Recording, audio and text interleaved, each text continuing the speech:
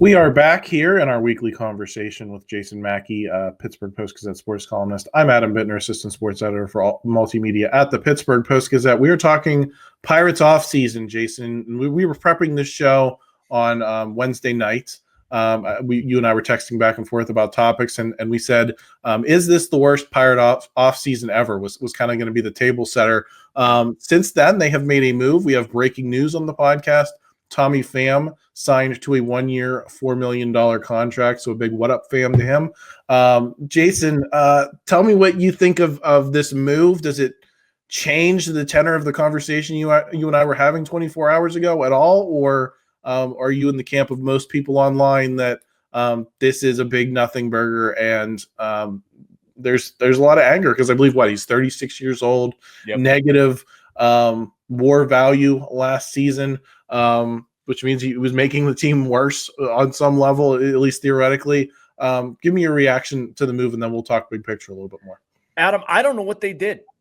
Like, they had Connor Joe under contract. He had a $3.2 million arbitration projection. In 2024, 123 games, Connor Joe, 688 OPS, 228 average, 9 homers, 36 RBIs. Those are the key numbers, right? Tommy Pham, 116 games, 9 homers, 39 RBIs, 248 batting average, 678 OPS, $4 million salary. They're both right-handers who supposedly hit left-handed pitching well. Connor Joe actually hit left-handed pitching better than Tommy Pham. I'm not saying I wanted Connor Joe to stick around on the Pirates. I think they could have and should have upgraded, but I don't know if they did. To me, this feels like they were on the periphery of some other better outfielders. They didn't get any of them for a variety of reasons. And here we are on February 6th, and you have to do something. And so you sign Tommy Pham. I hope I'm wrong about all that. I hope their offseason, we laugh about how nothing happened. And then, a bunch of guys magically turn it around. Henry Davis, Jack Sawinski, Ke'Bryan Hayes is healthy or whatever. But I mean, as of now, as we sit here right now, this has been a hugely depressing offseason and not nearly enough. Well, and that stuff's not offseason stuff, Jason. It's, if Henry Davis turns it around, if Ke'Bryan Hayes turns it around, that's great. That's good for the Pirates, but it's not your front office making your team better. Right. And I think so I think you can call it a failure of an offseason right now, today, unless Tommy Pham or Adam Frazier somehow reinvent themselves, go on and make the All-Star team this year. Short of that, Jason, you didn't make your team better from the outside. And I think that just makes it a failure almost no matter what. Now, if you get better development in season and your internal pieces work, that's great, but you didn't take the steps you needed to. How far it feels like things have fallen to, Jason. I remember it's kind of become a meme in Pirates land that every, big move of a guy you think could make sense here, it always gets leaked by the front office that, we were close, we were in on that deal. And I remembered, I forget, was it the 2015 trade deadline, somewhere in that neighborhood, the Pirates were supposedly in on David Price. And I'm not talking about like late career David Price. I'm talking when he was in his prime, a difference-making starting pitcher. Yeah. And it got leaked. The Pirates were in the mix for that. They just didn't get the deal done. And things have fallen so far that this week we were having the same leaks about Randall Grichuk. What's left of Randall Grichuk, 33 years old, 12 homers. How far have we fallen from just that period of time? I don't think anyone remembers the Neil Huntington Pirates as these free spending types of guys, but the types of players they're in on are different on a pretty substantial level. Yeah, but I mean, you got to think at the beginning of the Neil Huntington era. That's where we're at, hopefully. And I don't know. My phone's going crazy. I don't know if any of that can be heard. Hopefully not. But I mean, they're very early on in the path. Like, can they break through and turn this into 2013? I don't know. I mean, to me, that's the pivot point we're at. You probably wish that pivot point was last year, right? Like last year was the time they were supposed to turn this around, maybe sneak into the playoffs, be over 500 or whatever. So, I mean, yeah, they're signing different classes of people. I understand what you're saying about like being in on a David Price versus being in on a Randall Grichuk. I mean, he's just the latest one that we're talking about. Like, we've talked about a lot of guys who could maybe make sense. The other night where Heston Kjerstad was somebody being bandied about. And honestly, like, that would make sense for the Pirates. That would make a lot more sense than Tommy Pham would. So it's a roundabout way of saying it needs to work. It needs to work what they're doing, because I know, 12, 13, that sort of thing. There was a lot of frustration over the Pirates as well. And there wasn't the recent context of them having won and how they've won. So they were able to break through. Can this group do it? I don't know. That's why I said that if they can find some internal improvement, if some of these guys work out, I don't see, any path for like Adam Frazier to suddenly become like a middle of the order bat and genuinely help their offense. But maybe Tommy Pham can. I don't know. But it just needs to work somehow, some way, Adam. Otherwise, I don't know what's going to happen, but I can't imagine it's subtle. It's a little less than a week till spring training. Jason, do you have any hope of anything else coming through that door that moves the needle in any way? Because I think all of our brains are trained to think that business gets decided at the winter meetings and the moves happen or they don't happen. And that's, in generations past, I think that was the way people understood the baseball offseason and the hot stove. Now, under this new CBA and since COVID, it seems like moves can trickle into spring training itself. So just in terms of how the baseball economy works these days, do you have any level of hope that something else might be coming? I don't know what it could be, Adam. I don't. I thought they had one remaining move, getting an outfield platoon partner for Jack Sawinski, which they did. But at this point, I don't see why you would pay Tommy Pham $4 million to not play him. So you're going to play him and Jack. O'Neal Cruz is going to be in center. Brian Reynolds is going to be in left. Maybe, I guess, you could get an infielder. At that point, what are you doing development-wise? You probably want to give Nick Gonzalez, Jared Triolo some path to playing time. You're paying Isaiah Kiner-Falefa a lot of money, at least in Pirates terms. You're going to want to play him. Spencer Horwitz, they gave up way too much to get him, so you're going to play him at first base. I don't know whether you want to platoon him or not.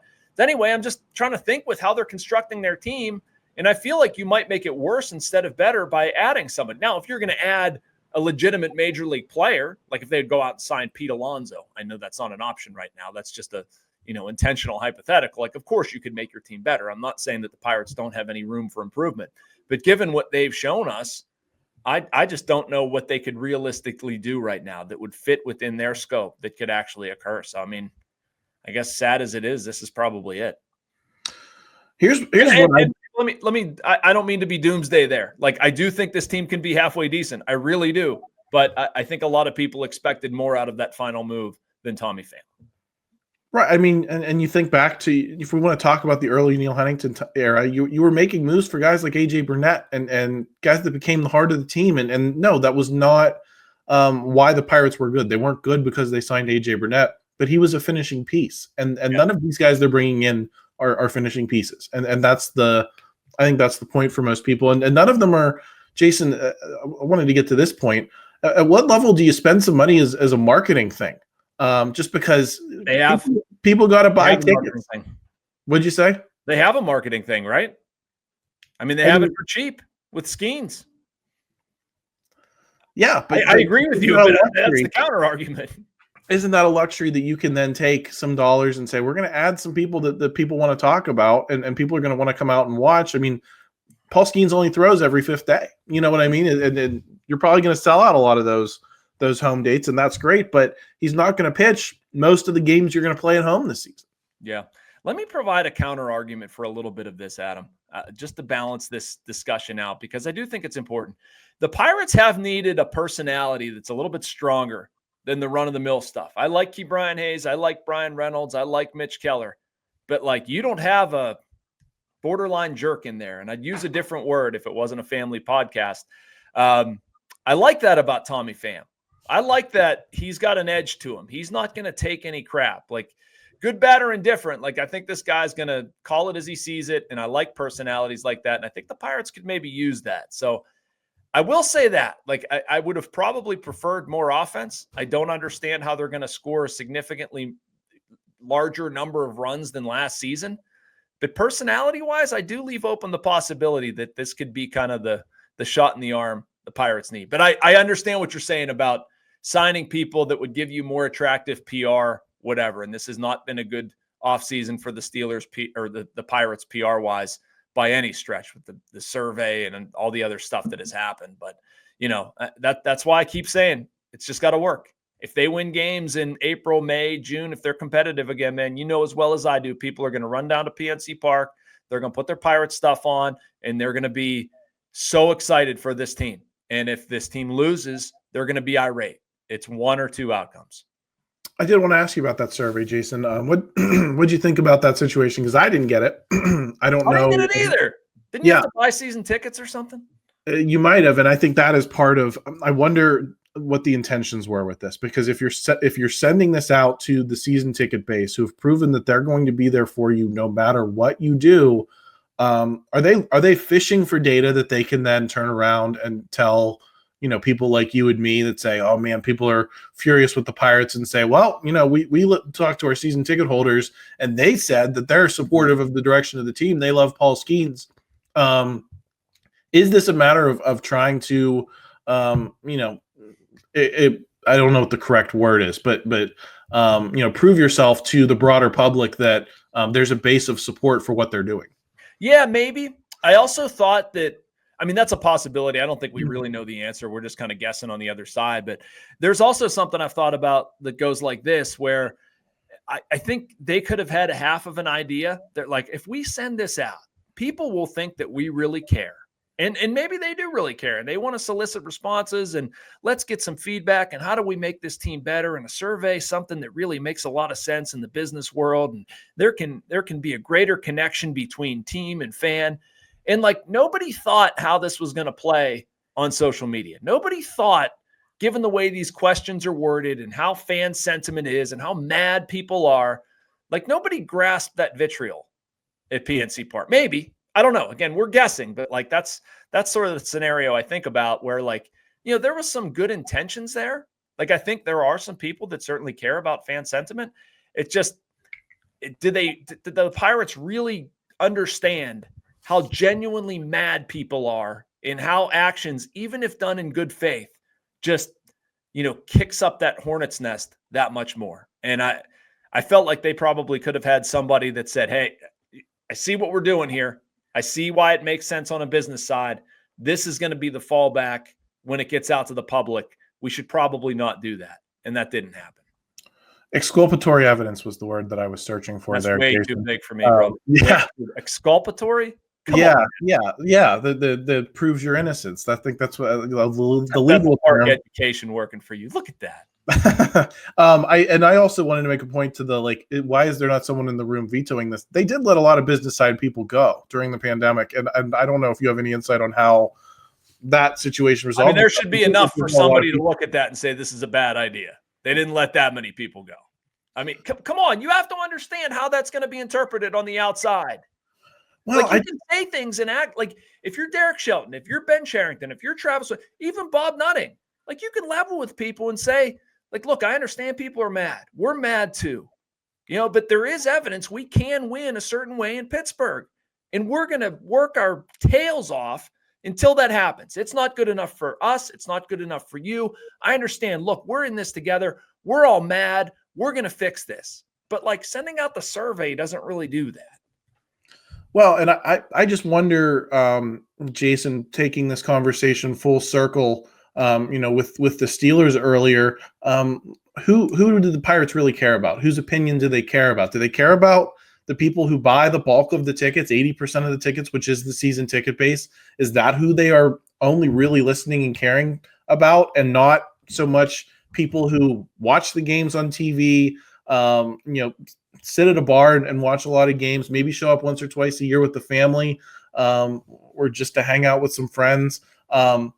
There's a lot of people I think fall in that category, Jason, of they're not invested in the park, you know, product the way the season ticket base is. And I wonder if the Pirates see those two groups increasingly differently, and where the social media conversation is driven by the casual fans, they listen more to the season ticket base that might feel differently than the broader fan base. Yeah, I mean, I have a couple breakdowns with that idea of thinking, and no offense. Like, I don't think we should be comparing the Pirates and the Steelers business-wise, right? Like, the Steelers, as mad as they make people, like, the NFL is still a different animal. Steelers fans are still a different breed. Like, they're going to follow the team. They're going to get mad about it, but, like, people just aren't going to give up their Steelers fandom.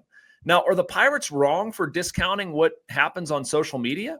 I don't think so. I don't have any problem with that. If I'm I actually think this is something that Derek Shelton, Ben Cherington, and others have done well. It's just, it's a tough line to walk where they're like, we're going to do us. We don't care. You're going to be mad. You're going to be mad until we win. It only matters if we win. Now, you can't bury your head in the sand that far that you don't realize something like a survey is negative. So, I mean, yeah, the Pirates should cater to their season ticket holders. They should cater to people who come in the ballpark and take care of them. And in some degrees they have. But again, you have to win. You have to show what you're doing in the offseason is geared toward winning. You have to show that that's the only thing that matters. That's how you have to talk. Like Ben Cherington, I was critical of him after his season-ending press conference this past season, said, like, we've made very obvious progress. No, you haven't. You won the same number of games. Like, that's insulting to people. I understand where Ben's coming from, but I don't think that was the right message conveyed. So anyway, I mean, I just think they're two totally different situations. They're two totally different business models. I don't think the Pirates are trying to agitate people. I don't think they're trying to pick one group of people over the other. I think it's just not realizing how things are going to resonate. Well, Jason, thanks so much for the conversation this week. We had 45 minutes. I think this was another great podcast. You're going to be back on Saturday. I think we're still working on a guest unless you can confirm anything there. And then I will be back on Friday. I'll be hosting the North Shore Drive in place of Christopher Carter. I believe he'll be joined by Ray Fittipaldo. So if you haven't already, subscribe to the channel and please pop a like on this video if you enjoyed it. Help us out in the YouTube algorithm. We always appreciate that. And we will be back to talk to you next week.